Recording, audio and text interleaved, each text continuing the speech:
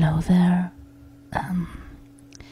Today this video is going to be in English because I didn't want to wait anymore. I wanted to start the World of Warcraft lore, I don't know how it's pronounced, videos. And I've always played in English servers. I started playing World of Warcraft when there wasn't any Spanish servers, so I played in an English one, and I got so used to playing in English that when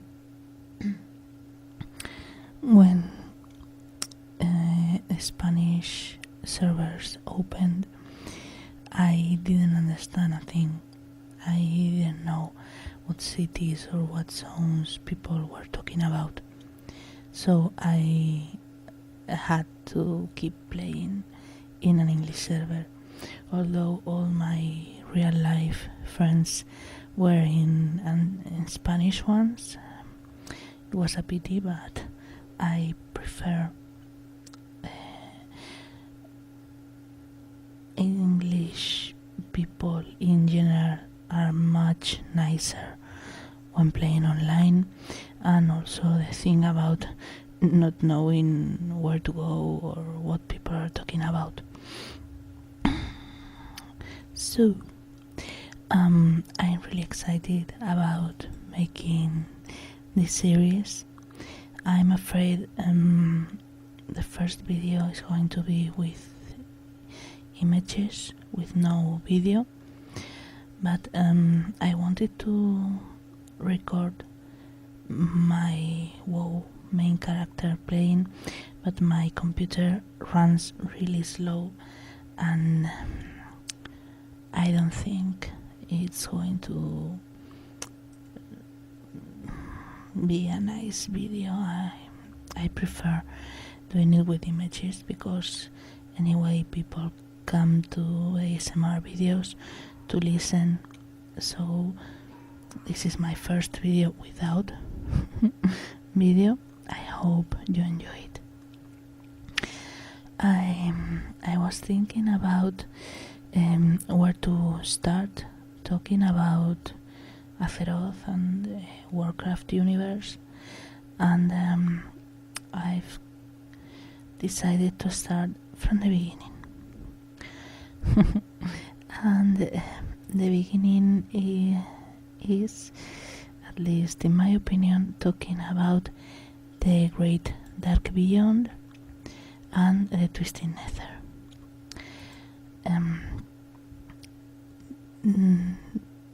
These are the names of the universe. The Great Dark Beyond is the physical universe that contains planets, and the Twisted Nether is I don't know how to explain it. It's the astral plane between worlds. The Twisted Nether is where devils are formed. So let's go to read. The Great Dark Beyond, also known as the Great Dark, Great Beyond, Dark Beyond, or simply Beyond, is the physical universe that contains planets. It is described as the first of everything when there was nothing, and simply as reality. Its counterpart is the astral plane called the Twisted Nether. It is essentially the name given to outer space in the Warcraft universe.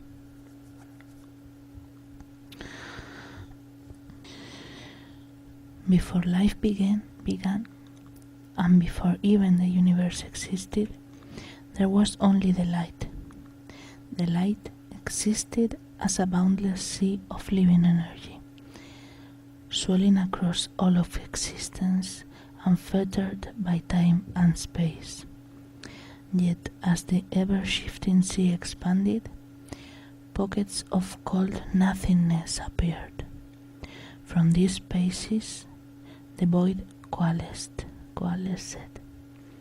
The void quickly grew and began to move against the light, and before long, the mounting tension between the two forces ignited a series of explosions that ruptured the very fabric of creation, giving birth to the physical universe. The energies released from the clashing of light and void raged across the nascent cosmos, forming countless primordial worlds. For long epochs, the ever-expanding great dark beyond broiled in a maelstrom of fire and magic. Shards of light were flung throughout reality, suffusing worlds with the spark of life. Various types of energies came to be, such as death.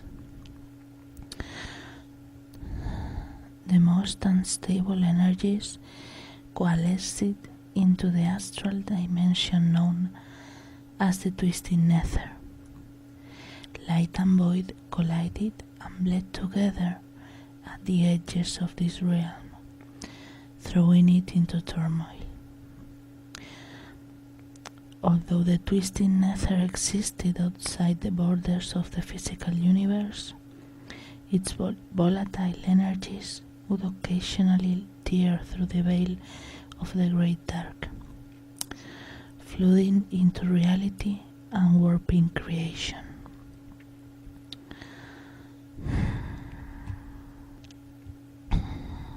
The twisting Nether is the astral plane between worlds.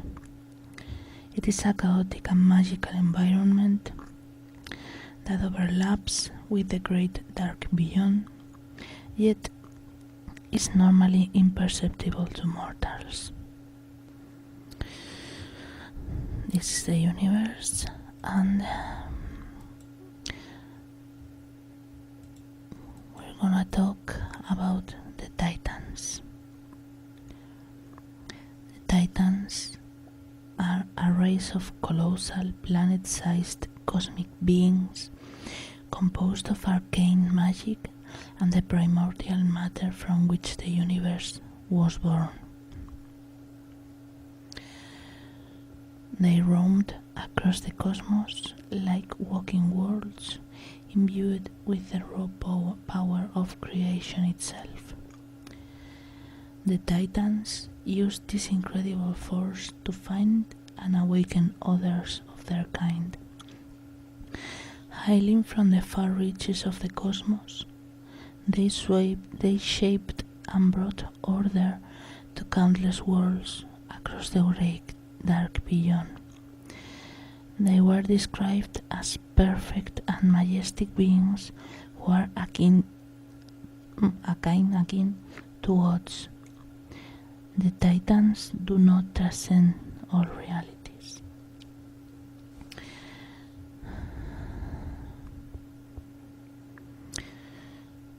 Titans are born from world souls, spirits who are formed with the fiery cores of a small number of worlds and who slumber for ages, suffusing the planets they inhabit with spirit energy before finally awakening.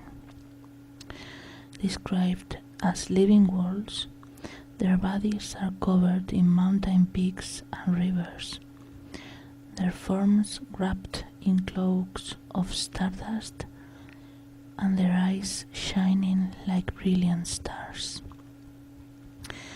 Bastions of purity and good, the Titans are unable to conceive of evil or wickedness in any form. Titans are heavily tied to the cosmic force known as arcane. In fact, arcane is their very lifeblood. So the Titans are the race who brought order to the worlds and roam the universe, the great void, looking for others like them. So, in the beginning, the Pantheon.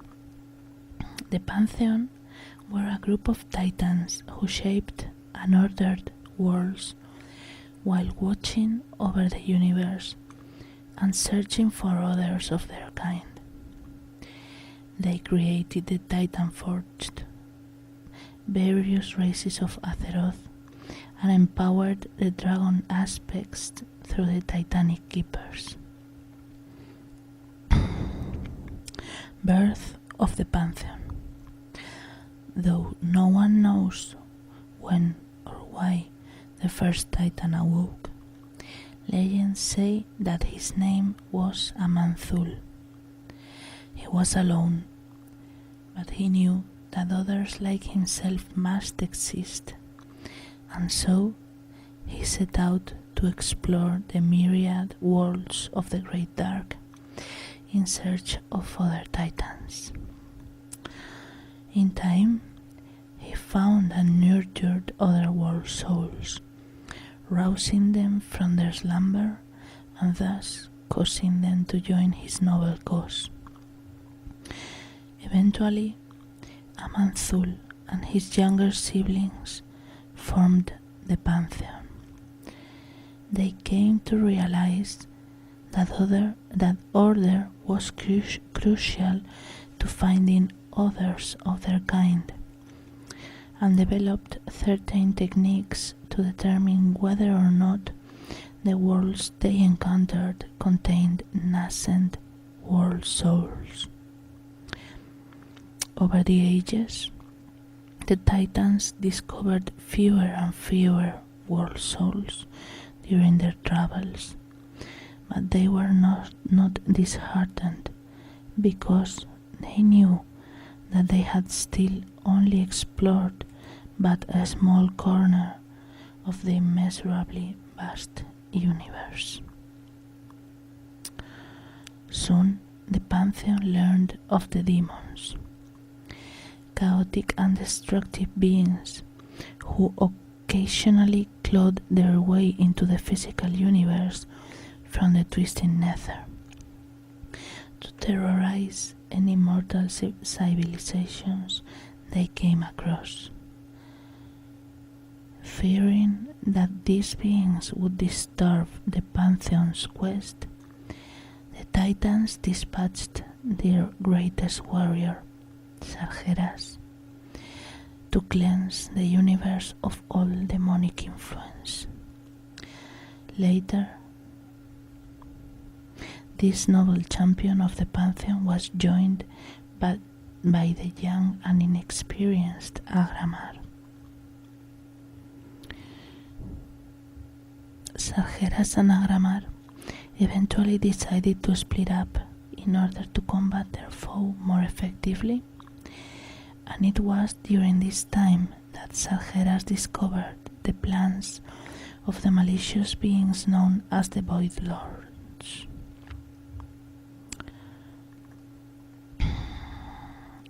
I'm going to read a little about the Void Lords, and then I'm going to read about Sargeras. This was all an introduction to talk about Sargeras and the first betrayal. The Warcraft is a universe filled with betrayers. The Void Lords. The Void Lords are monstrous entities who are composed of pure shadow energy and dwell within the void, outside the borders of reality. The void is the same as the twisted Nether. Merciless and cruel beyond imagination, they seek only to devour all matter and energy in the universe. However, only the most powerful of the Void Lords can actually manifest in the physical universe, and only for limited amounts of time, during which they must consume enormous amounts of matter and energy to maintain their presence.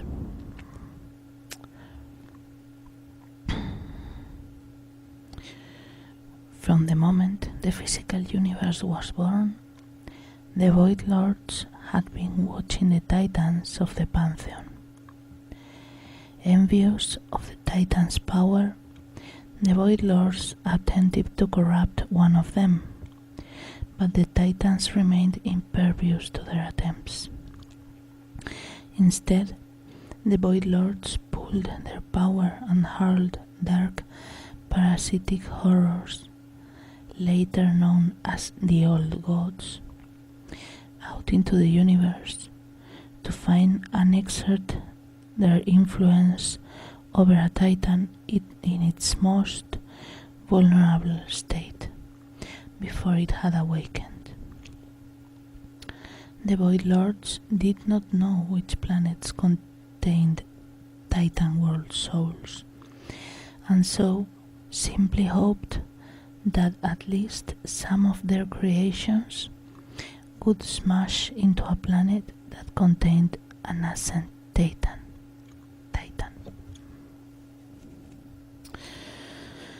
While the Pantheon were aware of the Void's existence, they had no knowledge of the Void Lords or their old god servants. Instead, they were preoccupied with another threat: demons, chaotic spawn of the twisting Nether. There is another reference to Sargeras. I'm going to say Sargeras. It's how I've always pronounced. A couple of lines about the old gods.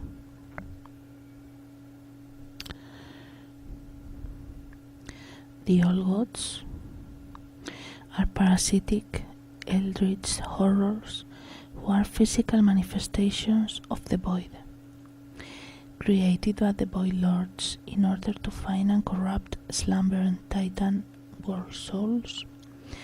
The old gods are mountains of flesh who grow like cancers within the worlds of the Great Dark. Azeroth had his own old gods. I think I fought at least one Kuthun. I can't remember. So now let's go to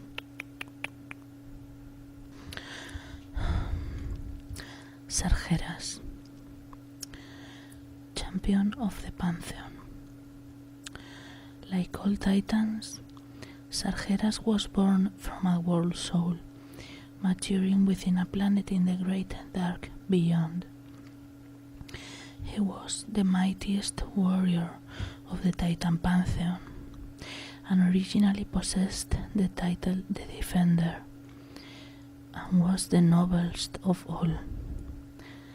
Like the rest of his kind, he was altruistic and just, unable to conceive of pure evil. When the chaotic demons, spawn of the twisting Nether, began to threaten the Pantheon's work of bringing order to worlds in the Great Dark, Sargeras was sent to battle them. Sargeras continued defeating the disorganized and incompetent demons with ease, but he also soon discovered that some demons had begun wielding the dark energies of the Void.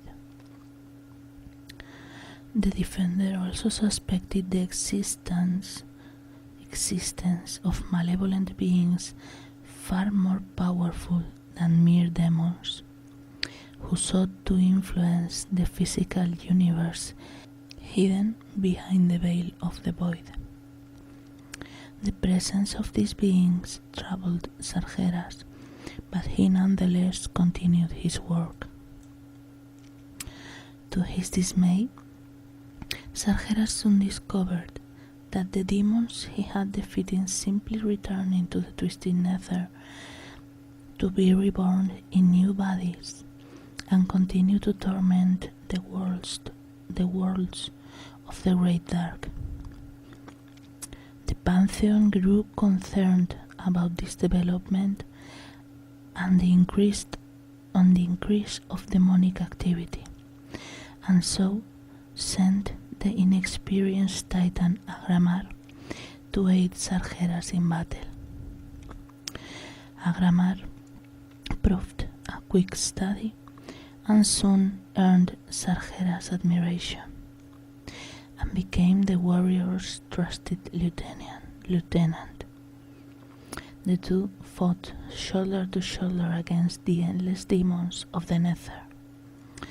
This allowed Sargeras to more closely study the nature of the Nether, and by learning how to manipulate the chaotic realm's magical energies, he created a prison world known as Mardum to contain the demons he had defeated. Though in Mardum the demons were not idle. A Nathrethim named Uthalesh in particular ruled the pocket dimension with an iron fist, plotting his vengeance.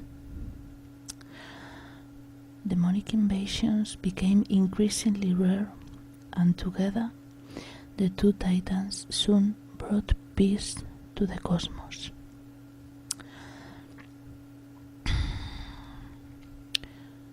Sargeras and Agramar eventually agreed to go their own separate ways in order to protect several parts of the universe at the same time, allowing them to more effectively combat the demons.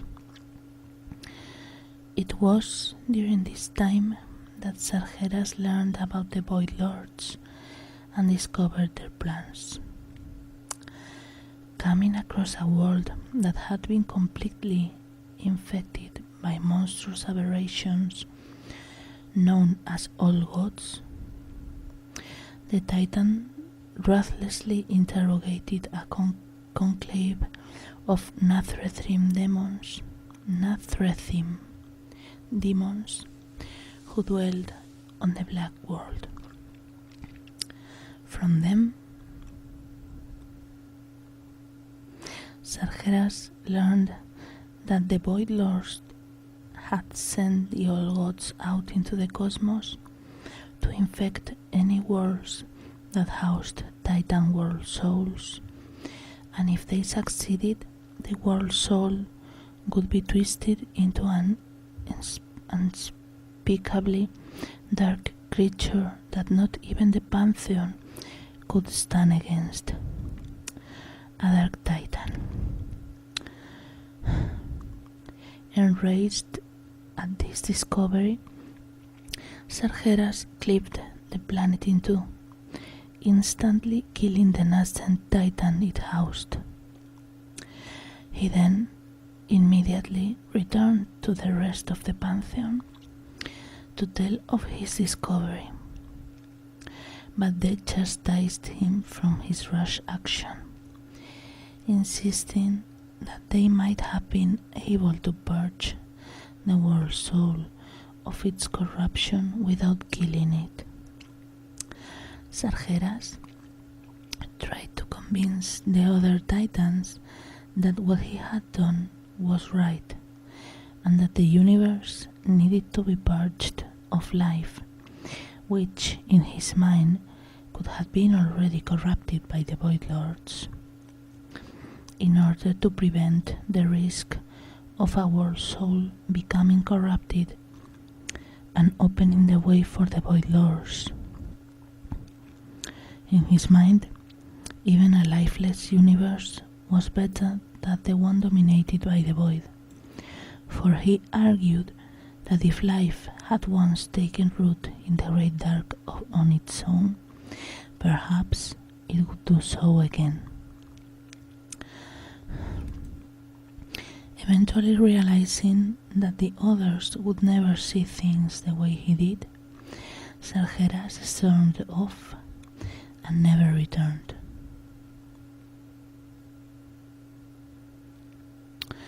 While the Titans continued their work, Sargeras meditated on the fate of the cosmos in isolation.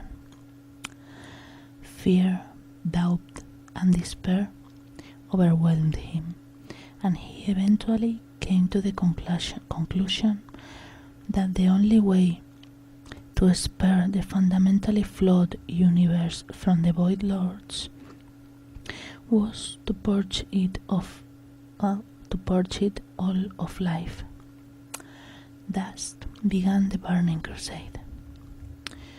The fallen Titan knew that he would need an army to accomplish this, and so he traveled to Mardum, which had become bloated and twisted with fell energies over the eons. Sargeras instantly shattered the prison world, unleashing its countless demonic inhabitants onto the cosmos and creating an explosion of fell energies so powerful that it warped his form into a horrific being of blistering hatred.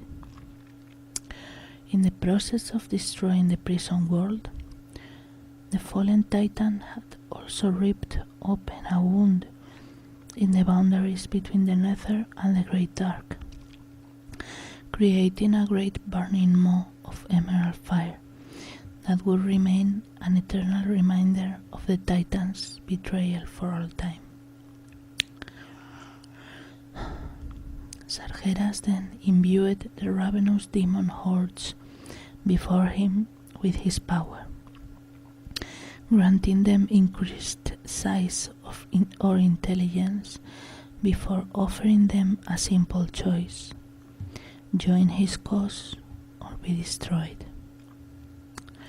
While most of the demons accepted, a minority refused, instead rallying around the Dreadlord Uthalesh. In answer to the challenge, Sargeras forged a great fell-steed scythe from the fires of Mardum's destruction, using it to harvest the souls of the rebellious demons and trapping them in a new prison.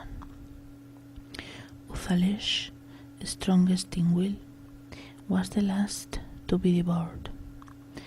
Sargeras named the site, later known as Uthalesh, the Deadwind Harvester, after the Nathrathim who had opposed him, and would over the ages bestow the weapon to Nathrathim, Doomlords, and even demigods, only to see their spirits be devoured by the scythe as they fell. With the rebellious demons annihilated, Sargeras had his burning legion formed. The army fell upon its first world, extinguishing several mortal civilizations and sentient species. Sargeras himself annihilated the Constellar, who had been assigned to watch over the planet. Agramar, Sargeras' former student, was the first to learn of the Constellar's death and arrived to confront his former master. He deemed an explanation from Sargeras, but when he realized that his words would not sway him, Agramar challenged the fallen Titan to single combat. The battle between the two raged until, in an explosion of fell and arcane power, Both of the combatants' blades shattered. Heavily wounded, Agramar retreated and informed the Pantheon of Sargeras' betrayal. Just a couple of words about the Constellar. The Constellar are a race of mysterious celestial beings who resemble large humanoid-shaped constellations. During the early ages of the universe, when the Titan Pantheon brought order to countless worlds through the cosmos, the Titan leader Aman'Thul called upon the Constellar to observe the many worlds ordered by the Pantheon. The Constellar stayed vigilant for any signs of instability and, when necessary, initiated a fail-safe procedure to score a planet of life and reset its evolutionary process. So, these are the Constellar. And Sargeras killed the Constellar who had been assigned to watch over the planet. The Burning Legion annihilated. Nihilam. The Pantheon and the Legion, both girded for war, confronted one another near a planet called Nihilam. Aman'Thul, the High Father of the Pantheon, pleaded with Sargeras to abandon his mad cause, telling him of a distant world soul called Azeroth, who would one day be powerful enough to challenge the Void Lords. Sargeras listened closely but was unmoved. Despite their earlier battle, Agramar then made one last attempt to reason with Sargeras. He approached his former tutor, unarmed, trying to persuade him by recounting tales of the glorious battles the two had fought. But Sargeras was set in his ways. With a howl of fury and sorrow, the former champion raised his blade and struck Agramar down, cleaving him in two. Outraged by this murder, the Pantheon launched an all-out assault on Sargeras, but, unable to stand against the fallen Titan's fell might, soon perished as well. The fallen Titan proclaimed his army victorious and set out to continue the burning crusade and discover the location of Azeroth, for, to him, Azeroth was not the savior of the universe, but the opposite if corrupted. Unbeknownst to Sargeras, however, the Titan Norganon had managed to weave a final spell which managed to temporarily save the Pantheon souls from the destruction of their bodies, sending their spirits hurtling out through the cosmos.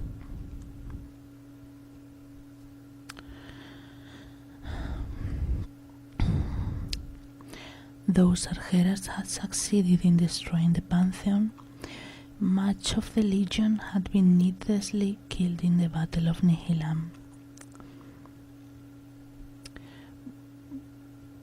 Most demons, though bloodthirsty, lacked strategic thinking, and the fallen Titan could not direct his entire army at once. On the planet Argus, Sargeras found the cunning and tactically minded agents he sought, the Eredar, a race of highly intelligent beings with a natural affinity for magic in all its myriad forms. In the form of a radiant and elegant being, Sargeras appeared to the Eredar's three greatest leaders, Kil'jaeden, Archimond, and Belen, and made his offer: untold power, prestige, and the opportunity to transform primitive worlds into peaceful sanctuaries in exchange for their allegiance. Though Belen had doubts, Kil'jaeden and Archimond readily agreed.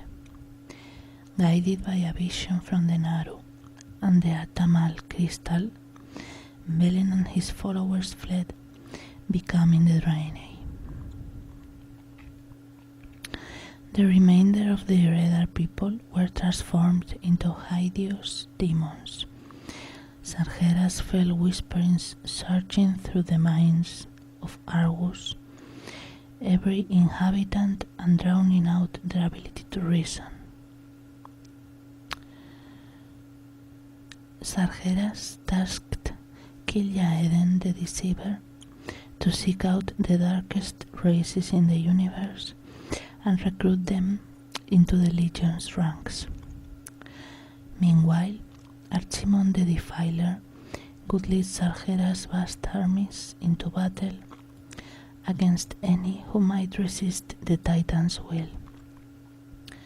Now that his armies were amassed and ready to follow his every command, he launched his raging forces into the vastness of the Great Dark.